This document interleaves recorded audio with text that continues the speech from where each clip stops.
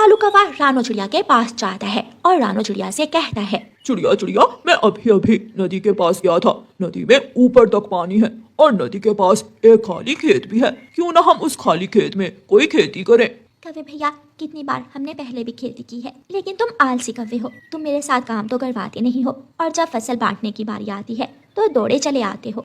माँ कसम, मैंने बदल लिया है, मैंने खुद को बदल लिया है। अब ऐसा नहीं होगा। मैं मेहनती कालू कौवा बन गया हूँ, तभी तो मैं तुम्हारे पास आया हूँ। रानो चिड़िया भी कालू कौवे की बातों में आ जाती है और कालू कौवे के साथ नदी किनारे जाती है। हाँ, ये खेत खाली तो है, लेकिन अब हम इस खाली खेत में किस चीज की खेती करेंगे? यही तो सोचने की बात है और तुम तो अच्छी तरह जानती हो मेरे पास इतना दिमाग नहीं है। हम इस खाली खेत में टमाटर की खेती करेंगे। लाल लाल टमाटर होंगे, हमारा खेत लाल लाल टमाटरों से भर जाएगा और हमें बहुत अच्छा मुनाफा होगा। लेकिन लाल टमाटरों का बीज कहाँ से मिलेगा? चिंता न करो, मैं लाल टमाटरों का बीज अपनी माँ से ले आती हूँ। फिर रानो चिड़िया अपनी माँ के पास जाती है। माँ, मुझे थोड़ा लाल टमाटरों का बीज तो दे दो। बेटी, टमाटर की खेती बहुत मुश्किल है। समय पर पानी, समय पर देखभाल, क्या ये सब आप कर पाओगी? माँ, मेरा पड़ोसी है ना कालू कौवा, वो और मैं मिलकर काम करेंगे, ऐसे काम आसान हो जाएगा। रानो चिड़िया अपनी माँ से टमाटरों के बीज ले लेती है। दोनों मिलकर काम करते हैं और शाम तक चिड़िया और कालू कौवा पूरे खेत में टमाटरों के बीज बो देते हैं। कौवे भैया, काम हो गया। अब हमें इन बीजों से पौधों के उगने का इंतजार करना होगा और फिर जब पौधे उग आएंगे तो हम नदी से पानी लाकर पौधों को पानी देंगे। जब तक टमाटर के पौधे उगेंगे मैं दूसरे जंगल में मेला देखने जा रहा हूँ। ठीक है कौवे भैया। दोनों अपने अपने घरों को चले जाते हैं। दूसरे दिन कालू कौवा सुबह सवेरे ही दूसरे जंगल को निकल जाता है। वो रास्ते में अपने दोस्त बूरे कौवे के पास जाता है। बूढ़े दोस्त, चलो हम दोनों मेला देखने जाते हैं। मेरे दोस्त कालू, मैं तुम्हारा ही इंतजार कर रहा था। दोनों आवारा दोस्त दूसरे जंगल पहुंच जाते हैं। वो बड़े झूले में बैठ जाते हैं और फिर जगह जगह लगे ठेले देखते हैं।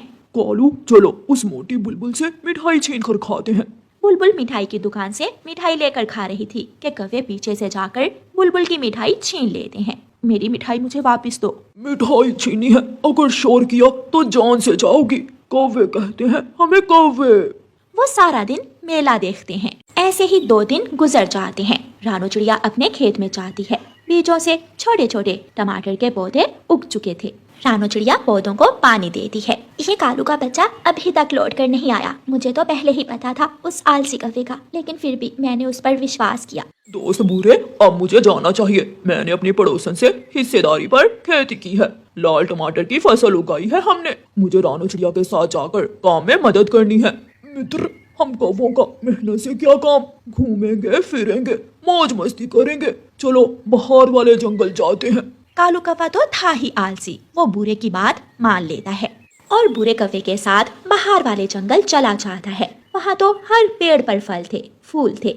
वक्त गुजरता गया और कालू कौवा वहाँ मीठे फल खाता रहा। पीछे रानो चिड़िया की मेहनत रंग लाई थी और रानो चिड़िया के खेत में लाल लाल टमाटर दूर से ही चमक रहे थे। मुझे मेरी मेहनत का फल मिला। मेरे खेत में लाल लाल टमाटर तैयार हैं। अब मैं अपने लाल टमाटर तोड़कर मंडी ले जाती हूँ।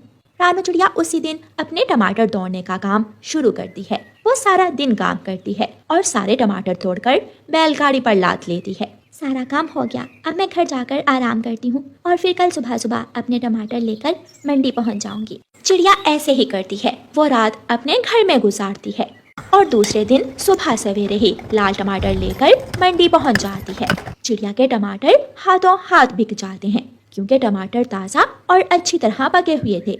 रानो चिड़िया को अच्छा मुनाफा होता है और वो मुनाफा लेकर अपने घर आ जाती है। इन पैसों से मैं अपने घर को बड़ा करूंगी और अपनी ज़रूरत की चीज़ें लूंगी।